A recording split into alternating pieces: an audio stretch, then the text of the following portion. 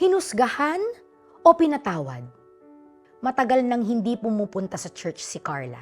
Isang beses na imbitahan siya ng isang youth service pero nag-alinlangan siyang pumasok. Feeling ko huhusgahan lang nila ako, ang sabi niya. Alam nila yung mga pagkakamaling nagawa ko. Matindi ang takot niya, hindi lang sa Diyos, kundi sa rejection ng iba. But that night, tila para sa kanya ang mensahe. Tungkol ito sa babaeng nahuli sa akto ng kasalanan. Isang babae na dinala sa harapan ni Jesus para mahatulan. Habang nakikinig si Carla, unti-unting nababasag ang pader ng shame at guilt sa kanyang puso. Naiyak siya at sa halip na condemnation, grace and forgiveness ang natanggap niya mula kay Lord. Sa John 8:3-11, may babaeng hinarap kay Jesus dahil nahuli siya sa akto ng adultery.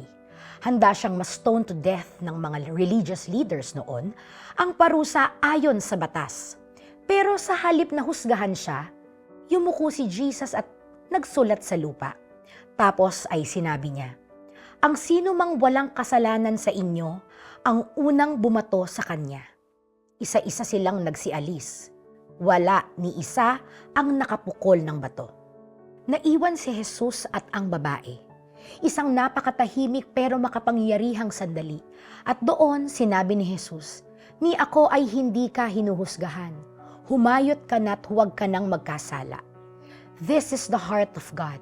He is righteous pero hindi kulang sa mercy, grace, and love.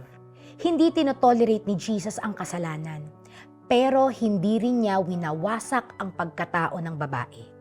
Sa halip ay binigyan niya ito ng bagong pag-asa. Tulad niya, God is speaking to you today about your past.